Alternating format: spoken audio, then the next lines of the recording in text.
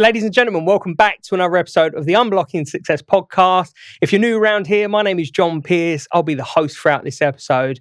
At the time of recording, I'm the head of commercial here at London Drainage Facilities.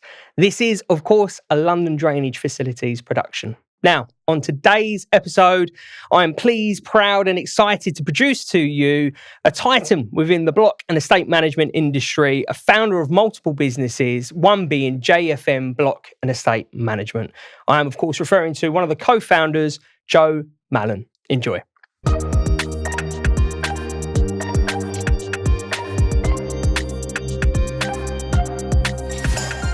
Joe, I'm going to kick this off first and foremost. I think probably a good place for me to start this in total transparency. We were just talking off air a moment ago. So I personally have been a fan of the JFM brand, a bit of a fanboy actually over the past 2 years. And I suppose over the last 6 months, I've really seen the ramping up that you guys and girls have been doing as a brand to push your services further and further. And it's very evident working on our side of the fence as a supplier, the type of caliber of people that you've got woven into JFM. We will come on to talking about the people, but it's always great to get a backstory about how the business actually started. So maybe if we start there, how did it all begin for you? Well, I made a conscious decision to become a property manager. I don't like saying I fell into property management, which is what most people say, which is fair enough because people at school don't grow up thinking I'm going to be a block manager. I'm going to run blocks of flats for a living generally. But I don't like saying I fell into it because I remember making a conscious decision, having landed at a block and estate management company, having come from a construction background years ago. To go into it, to say, you know what, I can do this, I'm going to give it a shot. So I felt like it was a conscious decision for me. I really worked hard at it. I found it a lot less boring being a block manager than other office jobs that I tried when I was younger in my early days.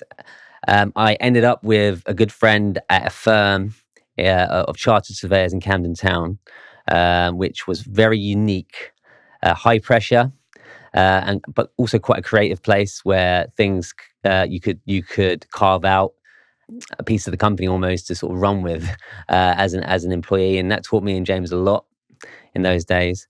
But for various reasons, forces came together and created a set of circumstances where it became advantageous for me and James to start thinking about planning our own company. I had this really strong creative desire in me to create things out of nothing. That's where a lot of my motivation comes from. And when there was an opportunity to come along and start a business with James, who was very like-minded like me, based on serving primarily homeowners as opposed to some of the traditional structures in play, I jumped at it. I got a real buzz out of creating something, like I say, out of nothing. We were qualified and we worked really hard as it was. And being able to apply that to your own thing was just an amazing experience for me. So I had this creative drive in me, and as does James, I know, to do something for ourselves. And JFM was the vehicle through which we did that. We launched in 2015, having decided that we were going to make a niche model for resident management companies only. At that time. And at that time, we weren't working for housing developers or freehold investors because we had a very niche model. We've since evolved that. But the ultimate reason for it, I think, was a desire for creativity, also a sort of an independent streak in me to get going. Yeah. And I can imagine in the early days when you're thinking about setting off on the path of doing your own thing, there must have been bumps on the way, lessons, right, that we pick up as we go. What kind of pitfalls would you say, looking back now, we can kind of identify as, well, maybe I shouldn't have done that turn, I could have done that slightly different. Is there anything like that along the way that you look back at now? Yeah, 100%. I mean, one of our company's current core values, or our 6 core values, is we're always learning. Yeah. And we continue to have pitfalls and we continue to have issues. And way back in year one, for certain, I remember we had a budget worked out for year one, our startup year. Yep. And of course, you're starting, in our case, we started with a government loan to get going, a sort of startup loan. We're blocking estate managers. We do a lot of budgets. So we budgeted out a very nice looking plan for the year. and that got torn up after about 4 weeks or so, because what we realized is we were dedicating a lot of our energy into things that just weren't relevant to a startup. We diverted a lot of our marketing budget from all these different types of marketing into Google Ads and Google Ads alone, and we became expert, I would say, in a short space of time due to the high pressure of those first few months at Google Ads, how to make them work, how to get them going, how to get your message out there, and I think that was a bit of a lesson in coming up with budgets when you don't really know what the pressures are going to be. Yeah. Other pitfalls, I think, just going in at a higher price point for staff as early as possible. It just saves the pain later down the line when things don't quite work out. I mean, at the end of the day, it's a tough industry. It's really competitive for staff. And I mean, where we're at now is that we, with our mission statement, it's to create the best environment to empower the best people to provide the best possible property management service. And what that basically means in reality is us creating the best conditions for property managers in particular to come and work for us. Highly competitive, high turnover of staff in this sector, and if you can't attract the best property managers, you've got no business. And we want to be the best, and so it does mean getting in at a higher price point. It does mean creating better benefits and being more staff focused straight away, and that's where we ended up being. And do you think that's a common theme running through the block and estate management industry as a whole? I know certainly from our perspective, right, as a supplier, you can have conversations with one person one day, and then literally the very next week, that same person you were in conversation with has hopped over and has effectively ran to some form of said competitor, right? And do you think a lot of that is driven by the price point of people not getting what they need straight out of the gate and too much of the penny pinching at the beginning stages, or? I don't think many property managers start off dissatisfied, but I think when you got a situation where the job has got a lot harder for a block and estate manager. And back when I started, it was hard enough.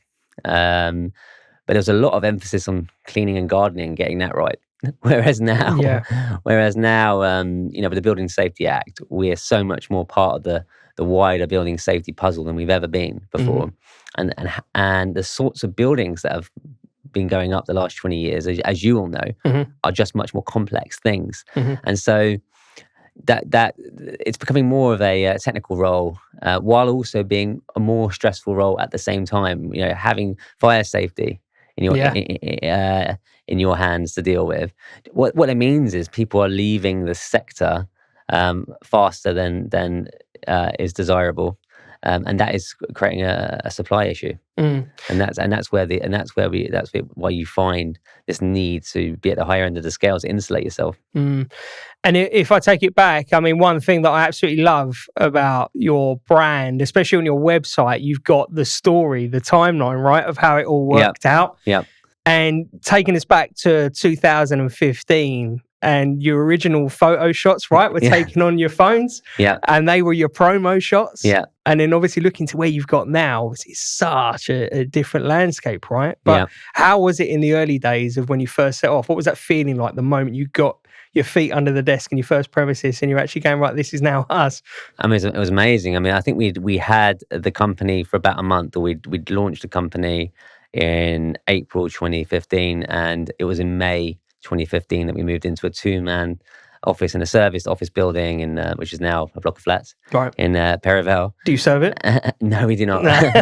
And it was a brilliant feeling. There was really this feeling that I hadn't had before, where I felt very connected to society and everything that was going on. All those sorts of news reports that once bored me, you know, whether it be politics, whether it be the economy, I started to become much more interested in, because I felt part of society in a different way, and that was something I never expected. So waking up in those early days with that first office, it was springing my step, getting out the door, and the whole idea of the Monday morning blues was just not a thing.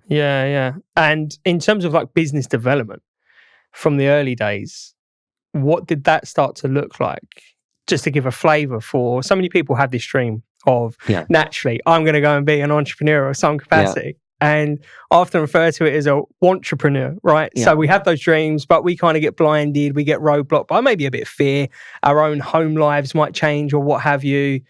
But that actual act of, this is now going to be me, this is how we're going to generate our household income, this is revenue, this is the plan moving forward. When you're actually in role and then thinking about, how do I get said clients? What did that start to look like in the early days? Well, one thing that I'm really pleased that we did in the early days is we put a lot of time into our business plan. So before we even launched JFM, and I think this is where a lot of people fall down. And I speak to a lot of entrepreneurs who want to, or entrepreneurial-minded people who are employed and are desperate to get out. I'm amazed at the amount of people who don't crack on and just do a business plan, but I guess it is hard for some people. I mean, I've always been good at writing. I've always been good at putting together things, and likewise, James. James has always been excellent with numbers. He's a maths graduate, and we just fuse our two skills together to create a business plan. A lot of what allowed us to grow the business comes from that business plan. It was one of the best bits of work probably I've ever produced, that business plan. And I flash back to my uni days and wish I applied myself more, but we really applied ourselves. What we would do is we'd finish a hard day at the office in Camden Town, and then we'd often meet up in the pub. Yep. And we'd get the laptops out for an hour or two, and we work on our business plan together. James will be the other side, and I'll be at the other side, and we'd crack on and exchange ideas, and then we'd be off home to our partners. And what the business plan did to us, it didn't create a blueprint for how to get clients. What it did, it just focused our minds on and made us more informed, and allowed us to react more quickly when some of our ideas from the plan didn't work out, because we were just more knowledgeable. And we had this kind of practical starting point to go from, if that makes sense. We had all sorts of ways that we were going to get clients tasked out in the business plan. And actually, Google advertising was one of them. And we had a couple of other ideas as well. And in fact, we had lots of ideas, and it was way too broad, the amount of things we were going to do to get clients. And in the end, Google advertising turned out to be the thing we put a lot of our energy into. And we came out a way of predictably working out how many of the leads coming our way would actually end up in an instruction. And that was vital, being able to know roughly how much of what was coming in terms of leads and how much you were spending is actually going to end up in an instruction. And it was almost quasi-academic work in a way that led to that. It was a lot of hard work. You know, the business plan was the start of it. And then it was the testing. It was during the startup phase. You know, tried that, didn't work. Tried that, didn't work. You know what? We got lots and lots of help. We've always been really sociable guys. Everyone from our friends to industry associates, we'd always get out there and listen to what people had to say. And for example, my best man and best friend works for Macmillan Publishing and the sales team there. And was just describing how to go about experimenting with sales strategies, and when something isn't working, being brave enough to cut it and move on to the next thing. And that sort of process of learning enabled us to get those, to start growing that business. Yeah, and I think that you've literally just kind of segued into something that I was just thinking about. The landscape of Google marketing, right? In 2015, very different compared to where we are now. Indeed, yeah. So many more people have flooded into the Google marketing space with smallish budgets but big dreams, and then it becomes an oversaturated market, and then very quickly you end up paying top prices for the clicks if we go down that path, or for the phone calls if you go for the local service ad route, right? So at what point do you kind of pivot within your business and think, what once worked is no longer working? Is that a process that you would go through over a 3-month window or something? Or is it literally just as it feels instinctively right to kind of tune it out? I mean, we still use Google advertising now. And it's always been a strong point within the business. But of course, what happens to all businesses is their network grows over time, and it's very organic. We read a lot. And a lot of the reading that you will do around this topic just talks about networking, of course, and talks about building a network the right way as well, and not doing it in a way which is having over expectations, and kind of being that weird guy in the room who's really bothering everybody all the time consistently. Because that's not what networking is. It's actually building genuine relationships over time.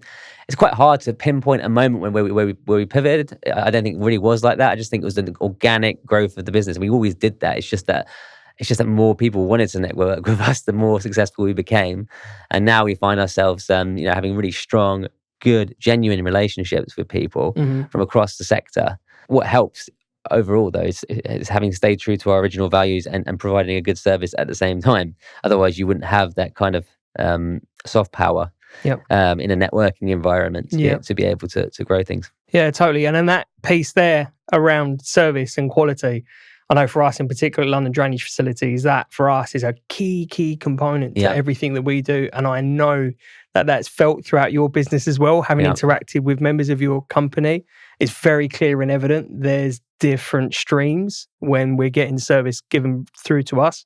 What kind of importance or advice would you give to people, perhaps starting out in your industry, right, that won't have come from that degree of high levels of customer service and that interaction point? How important do you think that is moving in, and what advice would you give to people? I think you have got an advantage when you're starting a new business straight away, in that you've got less complexity straight away than a business like mine. Yeah. Once we got ourselves up and running, once we felt a bit more confident, there was a period after about a year or so where it was a mixture of being very small still, but having enough sort of operational organization behind us, where actually in some respects, just by working harder and wanting to work harder than bigger, more established firms, sometimes we joke it was like taking candy from a baby. When I say that, I mean the big boys. You know, the big boys at the top of our game.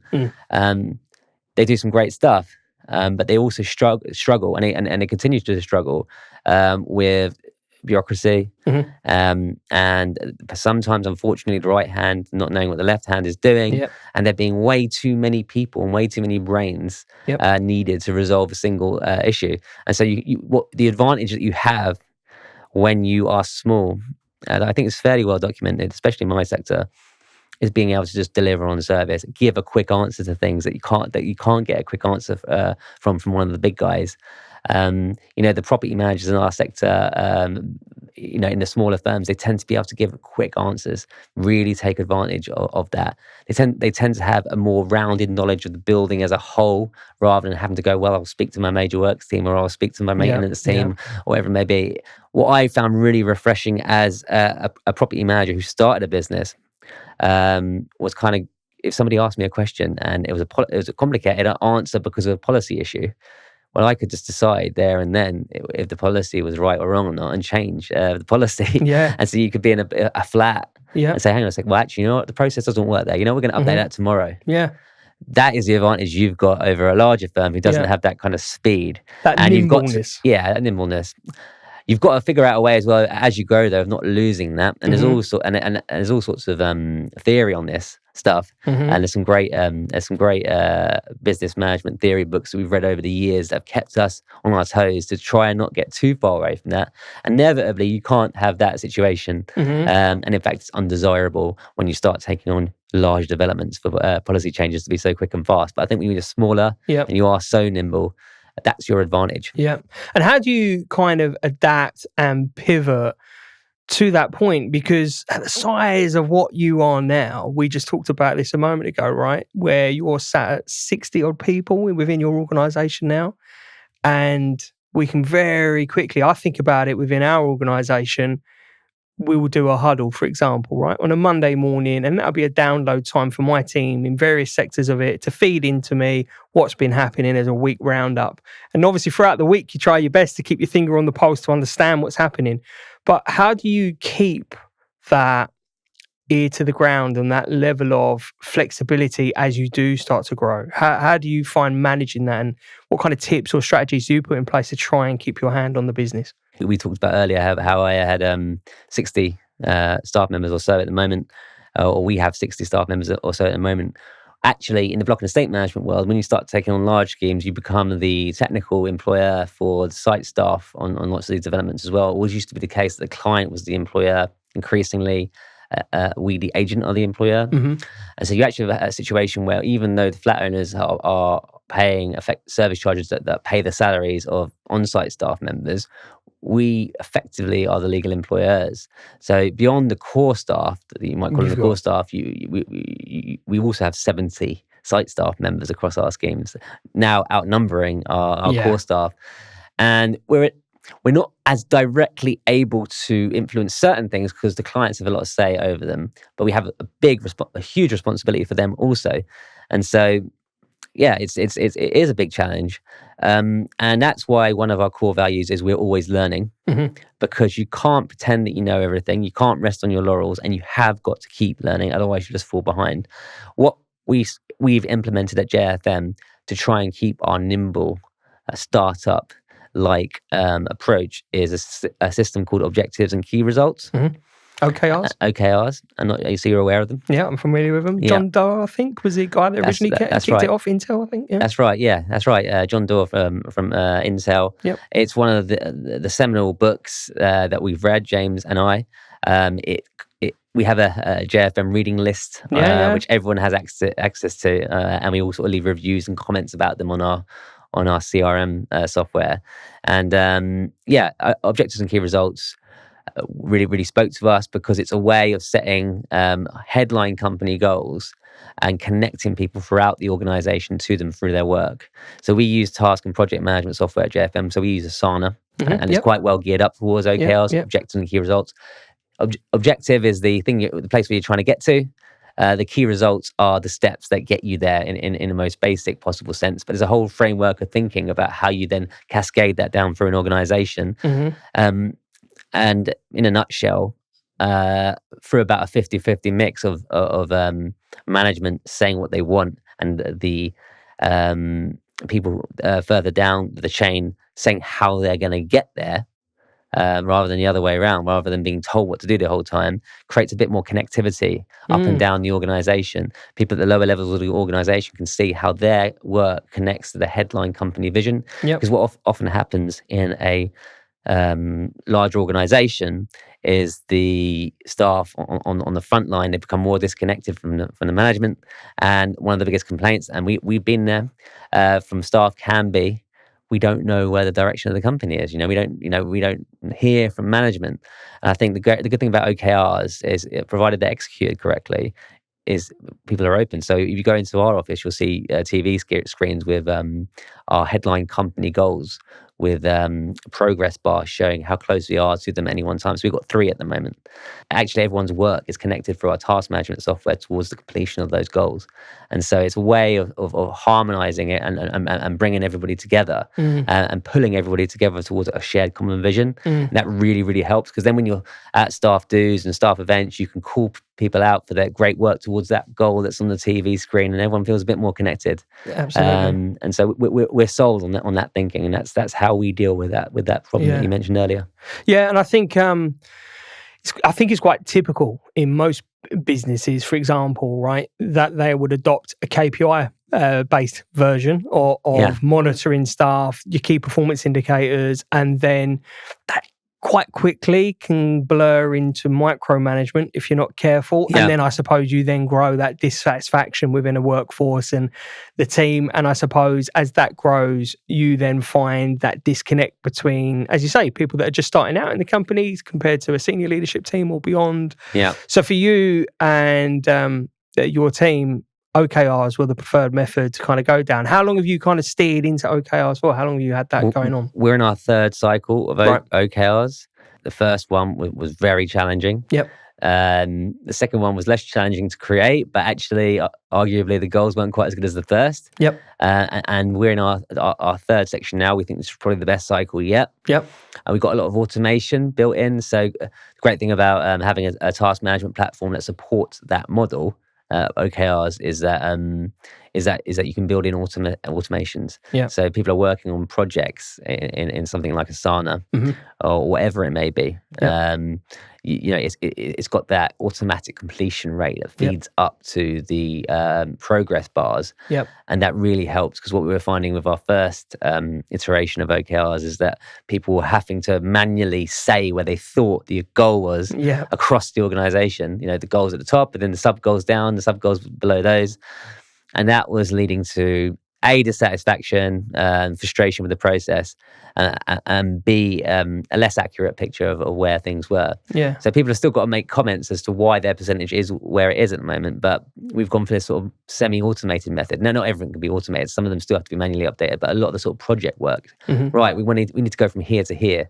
The key result for achieving this particular marketing launch is ensure that 50 people are being contacted by X date. Well, you have a project for that in Asana, and that's automatically connected to your public goal, and that key result is automatically fed by the people's work. That really helps, and it really helps with motivation as well. People can see those progress bars moving, and we all get behind it. Yeah. And do you find people coming into JFM that would have come from other agencies, other companies, and so on and so forth? It's typically, I would imagine, quite a refreshing thing to walk into, to kind of see that OKR model, as opposed to, as I say, your standardized KPI performance review based setup, right? I can imagine that's probably felt. Yeah, I think some. I think people have different reactions. I mean, it's just part of the setup at JFM that is, I guess, quite a tech-friendly setup. So we have dashboards for all our major risks, dashboard for all the major service items, and they sit alongside the OKRs. So I think for some people it's really refreshing. They love it straight away. They say things like, "This is just what I need," and the way we represent how things are done is very visual. So they love the fact they can say things like, "This is exactly how I would have set things up. This is exactly the sort of thing that I was aiming for, but I had nothing. I had no way of sort of expressing it." And so you get some people that frankly, it's a bit of a culture shock, but then they get used to it, and then they see the value of why we're doing it that way. And they might have come from firms where things are really outdated. There's some firms out there that still have lots and lots of paper files. And so it's a bit of a culture shock at first. But you know what? As time goes on, they get into the swing of it. Yeah. And from your perspective, if you're going to look now towards the competitive landscape, right, that you're within, what does that start to look like? Would you say the competition has become more over the years as it's going on, or would you say some of it's died off? So this is an interesting question because there's major consolidation that's occurred in our market space in the in the last few years. All the bigger players, like the firm that I first started at, Crabtree Property Management, have coalesced and consolidated and are forming into almost like mega companies. The First Ports of this world, and the renters of this world, being bought by Amiria and Ardivo, respectively, and are now part of international corporate property companies. You then got at the lower end of the scale an explosion, according to the TPI, who took over the Armour brand. According to the TPI, there's been an explosion of boutique block and estate management firms really operating at a much smaller level than we are, operating at 500 units or sub 500 units sometimes. Sometimes one-man bands, two-man bands, three-man bands. And these guys are really, really hitting it hard in service, struggling with things like compliance, struggling with things that you need big, perhaps, software investment to deal with. But nonetheless providing great service in their space. The middle ground, I was informed when I sat at a panel, a TPI panel, Zen Armour panel last year at a conference, that we were an endangered species. Firms operating at our size, we're looking after 10,000 homes, or approaching 10,000 homes right now, and we are independent. We mentioned earlier on having 60 core staff members. We're an endangered species according to the CPI, and I was informed that it's somewhere around the 40 mark left in England and Wales altogether. Wow. At that time. It might have changed since then. And we were surprised to see ourselves listed in the same place as some guys we consider to be big. I mean, that threshold is between 7,000 and 40,000 units. So from that point of view, we're actually arguably low on competition, because so many people in our space have been bought out by the big guys, and we have no interest in that. We're interested in being independent. And what that means is we're able to provide the industry with an independent, customer-focused service, while still being big enough to be able to cope with some of the big challenges of the day, fire safety, for example. I think that's the thing as well. Certainly looking at our side, more the supplier type of side of the industry, I would imagine, right? There's so much in the way of consolidation that is obviously happening. London Drainage Facilities, our brand, for example, we accepted private equity last year. We've got PE back in, and really for us, the kind of plan and the aim for that is to strategically grow, right? Yeah. So London by name, Southeast by nature, really is kind of the strapline that we adopt. Yeah. But coming with that is, how do you continue to serve the same level of service, or give the same level of service that we're giving now at the numbers we're sat at? So not too far in terms of people headcount wise, sat around 50 internal, 60 engineers on the road. Yeah.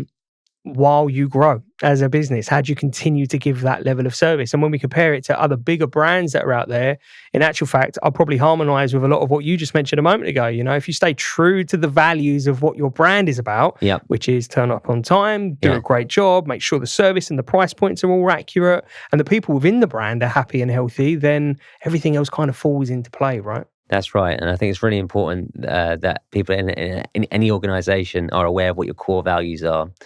Sometimes people frown a little bit, and actually when we went through the process of establishing our core values at JFM, some people found the process difficult because it's kind of a philosophical exercise. Well, what are we all about? Why do we exist? And not everybody's cut out for that, but it's really important stuff, because if you want to galvanize large groups of people, you've got to have a manifesto, put it that way, for why people walk in the door every day and show up and do what they do. Because quite quickly, with large groups of people, they can become disaffected. Yeah. I'm interested in the book list you mentioned a moment ago, right? With that why piece, am I to assume that Simon Sinek makes an appearance somewhere within the list, or are we not on that one yet? I'm not on that one yet. No, okay. But I'd be interested to hear. Yeah, sure. Compare notes, yeah. Yeah, 100%. So Simon Sinek, the basic principle behind it is effectively that. Start with why. Try to understand your why before you kind of pivot and work thereafter. What kind of books do make it in the list? Well, it's a mixture of more modern titles. I always go back to The 7 Habits of Highly Effective People as one of the original business theory books, which is actually a very soft skills kind of a book in lots of ways, and it's arguably a bit of a self-help book, but it is regularly quoted. You'll probably hear all the time, but in modern business literature, and for that reason, I had to go back and read it. Way back when we started JFM. It's got I think it's got one of the habits is sharpen the saw, and it really gives oxygen to my belief of why reading was so good, and it really it propelled me to read even further, and that was one of the habits. And there's also begin with the end in mind. Why are we even doing this? And even at a really small level, we're in this meeting. People are squabbling. People are directionless. Guys, should we slow down a bit here? What are we trying to get out of this meeting? What does good look like? And often that can be a bit of a tonic. And everyone kind of goes, okay, right. Well, we just want to get this person on side, right? Like, how are we going to do that now? And so it has, it's packed with just useful information. It's got a lot of great stuff about relational issues in general. How we treat each other. And of course, a lot of business is about being a people person, isn't it? And how you treat people. And I like that about it, because there's very little about finance and all this kind of stuff, because it's not really about that. It's more about relationships and interactions. And that's a big part of it. And it goes beyond business in lots of ways. And I find that really useful. Another one, the coaching habit. Okay. I have to Google the author afterwards, but it's a brilliant book when you're a manager and you are running a business and you are looking after people, and people are throwing comments at you left, right, and center, and they're trying to give you their monkey, so to speak. You might have heard that expression. It's a great method built into that book for just dealing with that problem and actually being able to serve that person right without becoming an advice monster at the same time. So JFM really does sound like a people-centric business. Yeah. Would that be a fair assumption, a fair comment to make? Yep. Yep. Our mission statement is to create the best environment to empower the best people to provide the best property management service. We switched it from a much more technical sounding one when we first started, and we switched it in 2019. A lot of businesses kind of go, let's focus on the profit, and then everything else will kind of take care of itself thereafter, right? And again, similarly, in the same vein, really, for us, I know that our people culture is the most important part. Kind of leaning back into the Simon Sinek part I was mentioning there, it's more about people will never necessarily remember the words you speak, they will remember the way you made them feel. Yeah. And for us, it's a big, key, important part, an important ingredient that when we're ever having with dialogue with anyone, from our engineers to our internal staff and beyond, it's ensuring that everybody the whole way through is coming out of that with a sense of clarity and also a sense of belonging and purpose with what they're doing, right? And again, I imagine speaking with you now, JFM sounds incredibly similar to that. Yeah, I mean, let's face it, profit is important. It's incredibly important. You can't have a business long term without profit. We have philosophically always been more about servicing people first and do it right, and profits will come. And we've been fortunate enough to realize that. Our most popular core value at JFM is human first and foremost. Right. We actually have 6 core values, and that's number 1. And so much like your firm, we value interactions with our staff and customers really highly. And it means everything to our business. And I think you can't lose sight of that. Totally.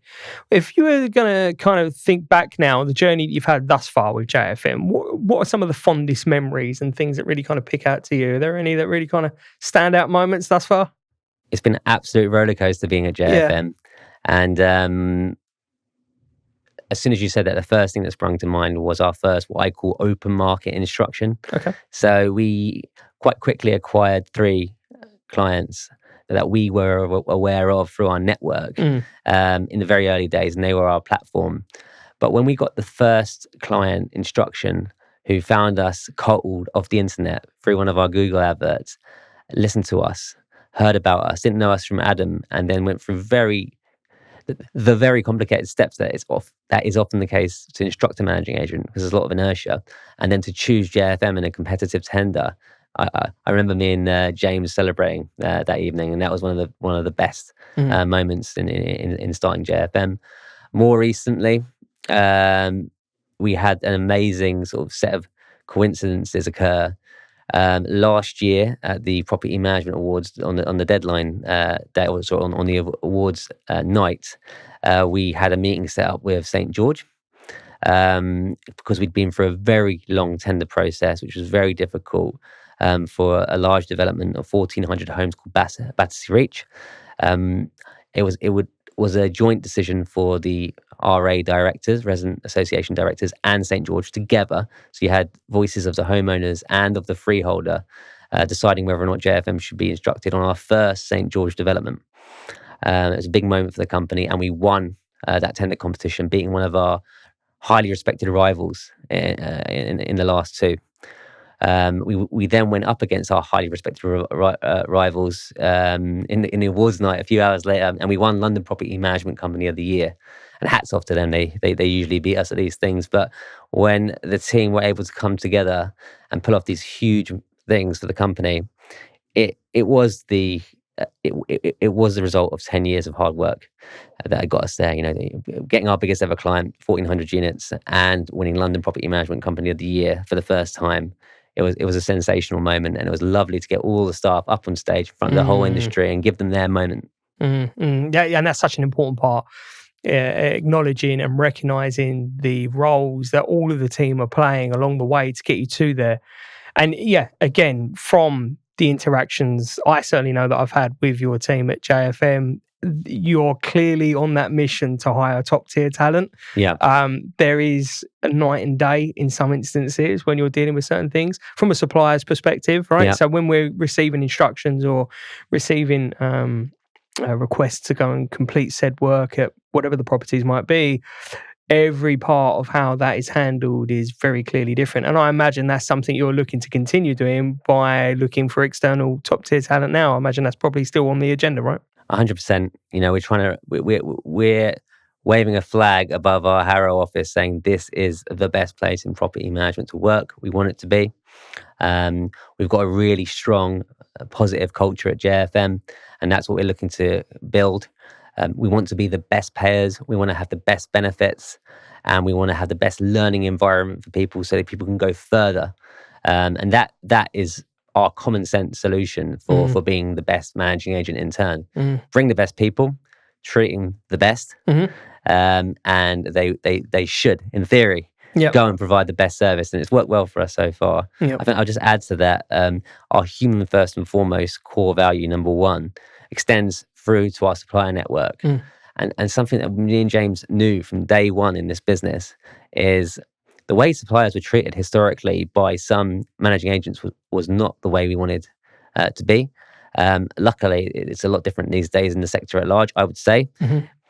There are still people operating in a kind of medieval fashion with regards to suppliers. I think you may know what I'm talking about. I think it's basically treating suppliers poorly. You know, we prefer to treat suppliers as part of our associate network, who we build long-term relationships with.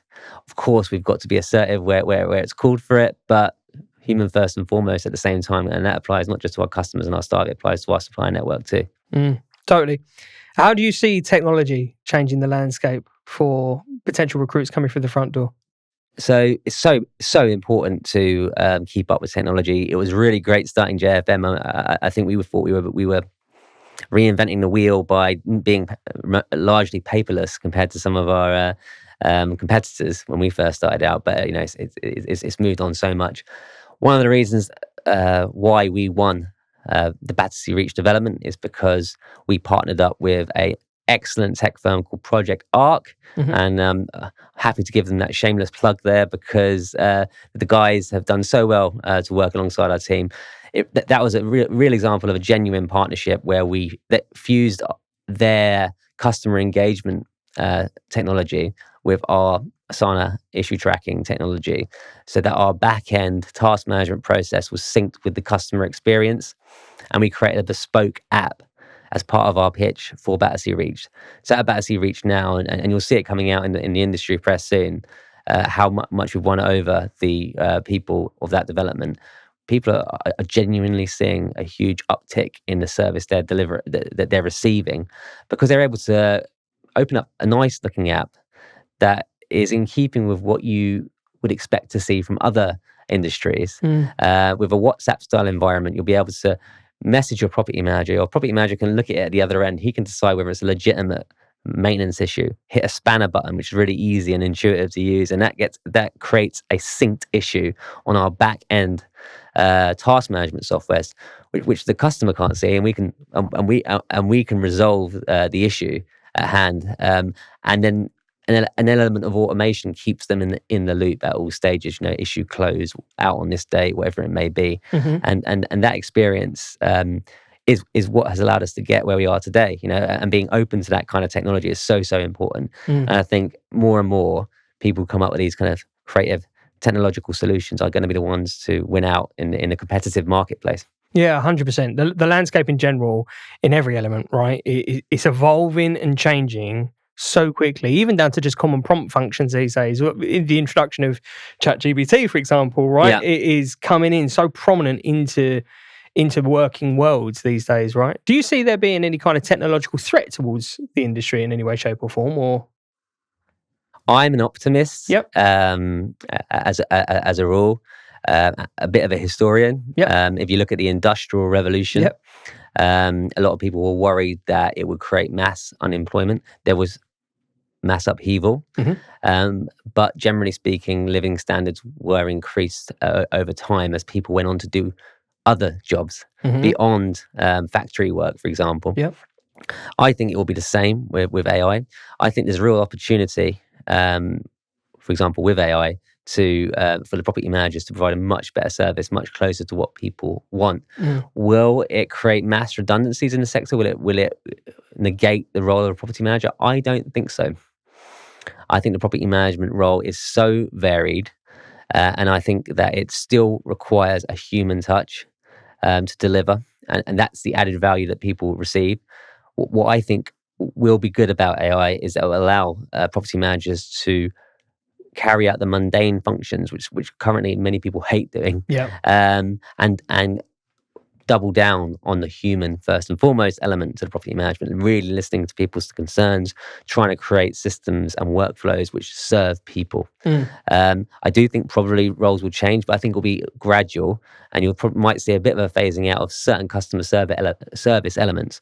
But like I said before, I feel like there'll be new roles, perhaps more exciting and stimulating roles, making use of the technology to make people's lives better.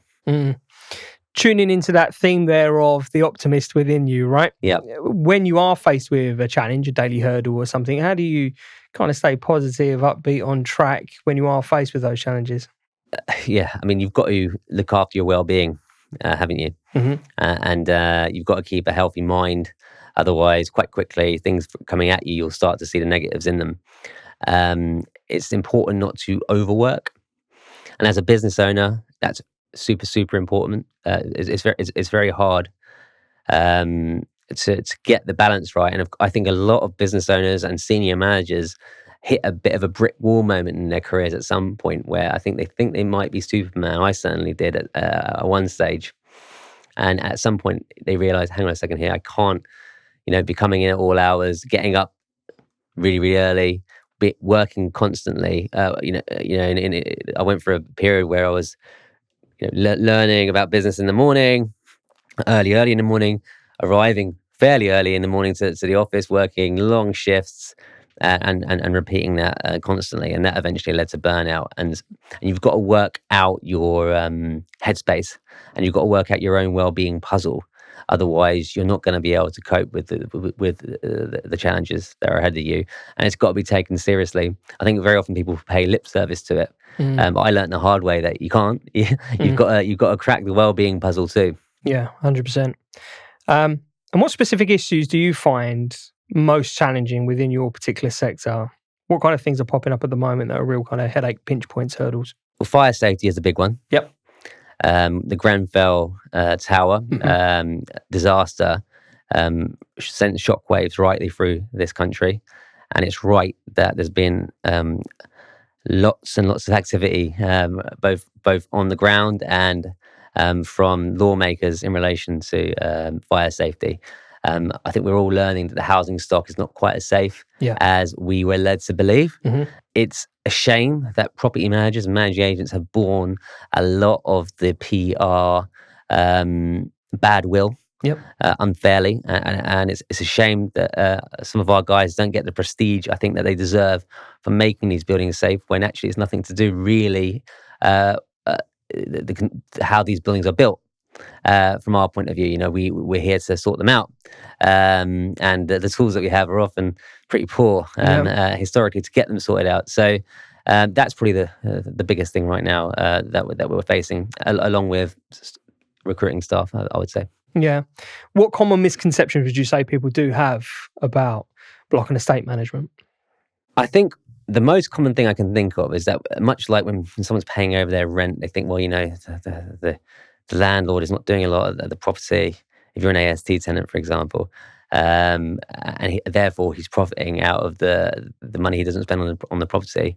It doesn't work like that at all. If you're a managing agent, a managing agent doesn't profit off the service charge. A managing agent, the vast majority of managing agents, when they're doing it right, and it's really easy to see when they're doing it wrong, have a fixed fee per unit, and so it doesn't matter. The service charge is 1,000 times more than that, or 100 times more than that. Their management fee stays the same.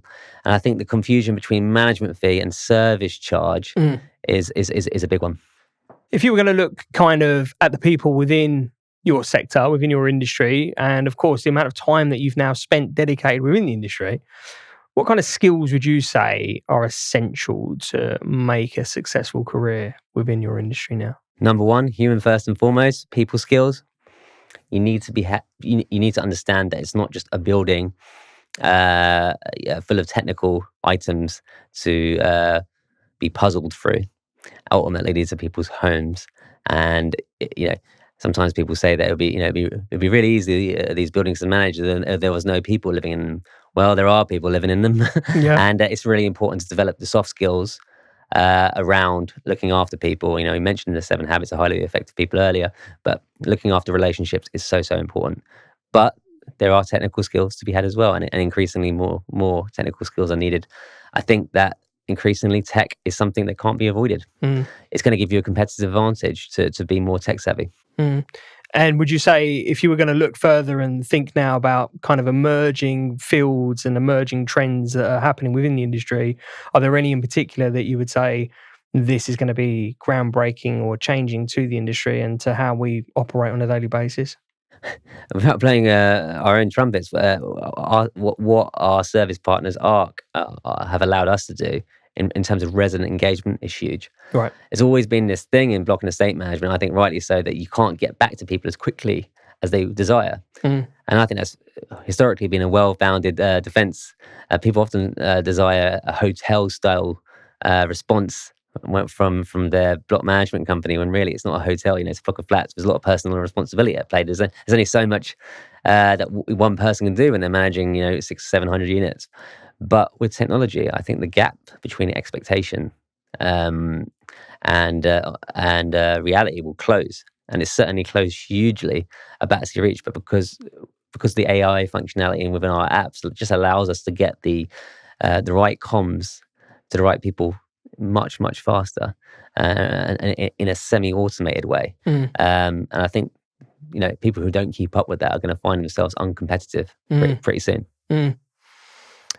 Let's think about the other side of what you're doing now, because you're a very, very busy man, right? And you've got multiple things and multiple plates spinning at any one time. And you're obviously on the cusp now of launching another business, another brand, the Block Coach, right? So maybe talk us a little bit through that.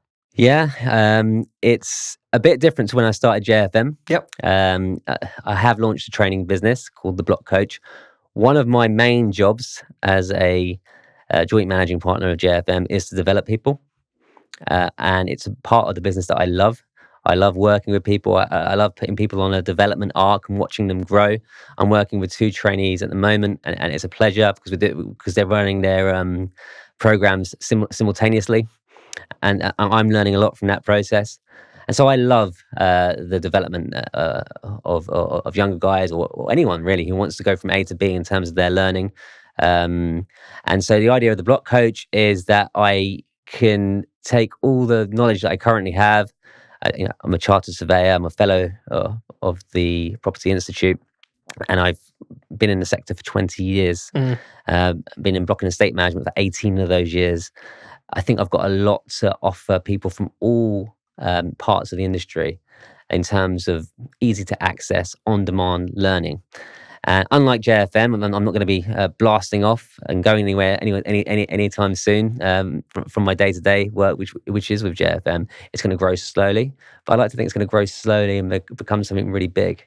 I think there's a gap in the market for someone to come along and deliver really high quality on-demand learning. And the Block Coach is going to do just that. There's going to be some online video content for people to access, high quality, and it's going to give them the opportunity to achieve MRICS status, which I was proud to achieve, but it's very, very hard to do in this sector, and that's if you're a block manager. But I also see an opportunity for, and we've spoken about this in the past, providing suppliers with a learning curve. So, short courses for their new staff members in block and estate management. It's a really scary, strange world when you're first dealing with the property management beast. And it's quite hard for people on your side of things to quickly or efficiently give people a crash course in these things. Very often, my experience of dealing with you guys is some of you guys know the industry really, really well, but perhaps haven't got the time or the words or the resources to articulate it in the way that needs to be done. And so I think there's an opportunity to provide learning or a learning experience for people from supplier side, the customer side, the managing agency side in our sector. And so the Block Coach is going to be introducing online learning courses for anybody who wants them, and the emphasis is going to be on quality. And where did this desire to do this come from? We just spoke about this a little bit right before we started the episode. Effectively, where did that desire come from? Yeah, some people say why when you've already got so much on your plate. I mean, I'm lucky enough to be in a business and in a joint role, which is quite unusual, sometimes a joint role is seen as a bit of a temporary thing, but for 10 years almost, James and I have been joint managing partner at JFM. That does allow us a little bit of bandwidth to entertain, our own side projects in a way that perhaps wouldn't be the case if we were a single person, perhaps with a chairman above us. And so had a bit of headspace. I've always been a creative person, as I mentioned earlier, and when I spoke to you earlier, I think we mentioned that as well. And I've always got ideas that I want to get off the ground, and like many people, they don't always go very far. But this is something that I've been thinking about for many, many years. I got to the point where I thought, well, listen, I'm going to be with JFM for the foreseeable future. But that doesn't mean that I can't begin this little project now on the side. I reached a tipping point where I thought, the creative energy has grown so strong. I've just got to make it. And so soon you'll be seeing the first online course come out, and hopefully that will be well received by people. Yeah, definitely. I'm certainly, when we first spoke about it, for me, I can already see value within that as someone that spent the vast proportion of my career within the service industry on the other side, the supply side, right? I can already see mass value in something like that. And obviously coming from someone that clearly has made the success of JFM and all the attributes that kind of go with that, I think that'd be greatly received within the industry. What kind of strategies do you put in place to try and help you run two businesses simultaneously? I know you mentioned obviously you've got the bandwidth by being joint co-owner, co-MD, right? Yeah. But what kind of strategies do you put in place to help you run that? I think it's important just to have a strategy which is phased. It's not going to launch at the speed, nor do I want it to or need it to, that JFM launched. I mean, when we launched JFM, it was our livelihoods. Yep. We had some government funding, and there was a clock ticking from day one. Bit different now with the block coach. Grow it gradually, build it up slowly. I'll be spending a bit of time on the block coach next week, for example, and I'll be taking a week out just to work on the block coach. And I think what you'll see with the block coach is with me and the couple of suppliers we're going to bring it to life is short, very energetic bursts of activity. And then a little bit of a lull, and then we'll go again, and a lull, and then we'll go again until it's something to be reckoned with. We hope. Yeah, for sure. And your goals for JFM and the block coach ultimately over the next 5, what does that start to look like? Well, with JFM, we want to be as big as we can be. We currently have a OKR, which is our major OKR. Call it a big hairy OKR. I think that's what they refer to it in the book. To make JFM capable of managing 25,000 units. So we're currently at 10,000 or approaching 10,000. We know there's a lot more work to be done to get us up to the higher numbers. We're not saying we're going to be 25,000 units anytime soon, but we want to be 25k ready, as is the buzzword in-house, by the end of this financial year, which is the 31st of March, 2025. Yeah, it's a big, hairy objective and goal to strive for sure. Yeah. What kind of processes or parts and components would you need to bolt on to where you currently are to help that come to life and come to reality? One of the big things that we're doing at the moment is working to make our health and safety operation even better. And currently, we are really proud of what we can do. We know that a lot of people can't touch us in health and safety. We have a system in place where we have a dashboard for every single block manager at JFM or every staff member, but where we can see the total number of outstanding health and safety actions across our entire portfolio, broken down by asset type, broken down by development type. All the really, really good data. There's some data that our external supplier network are using that we want to bring into that fold. And that's part of our 25k ready project, and that will be completed by the end of this financial period. And when we've got that, it is a bit big brother, I must admit. We'll have a window onto our health and safety risks and our client risks at a level which we don't think any other managing agent will be able to come close to. And the idea there is that we were able to satisfy stakeholders and major clients that we're best in class. Mm.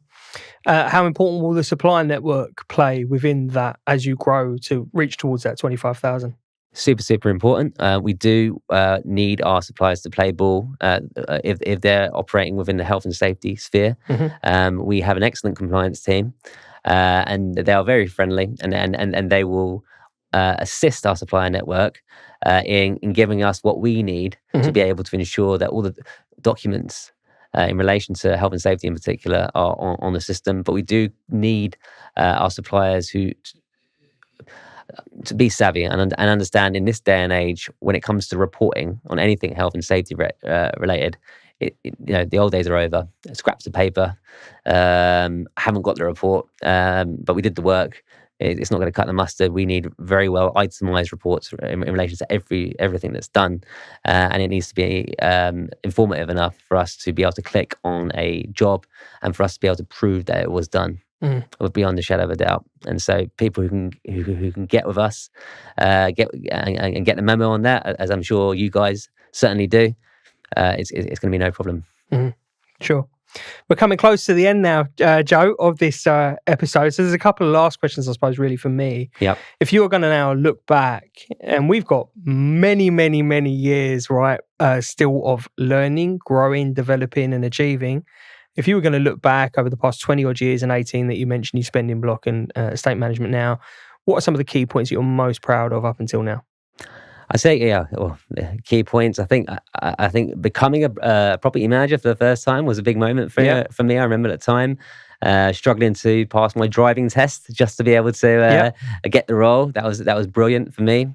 Moving on to my second employer and getting that role was a major change of my first senior switch. Starting JFM, day one in business, brilliant, amazing. Getting our first open market client, as I mentioned earlier, a really amazing moment. And finally, I think that it's very hard to beat winning our biggest ever client, company-changing client in Battersea Reach, thanks to St. George and Battersea Reach Owners Association, on the same night as winning London Property Manager of the Year or London Property Management Company of the Year.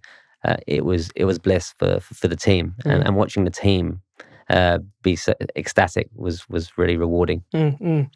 If you could go back, rewind the clock to the 16-year-old version of you and have that conversation with him, what would that conversation look like? What would you say? What advice? I think I might have to keep it from my 16-year-old self that I'd spent so long in the business world, because the 16-year-old me was not remotely interested in business. The 16-year-old me wanted to be a rock star.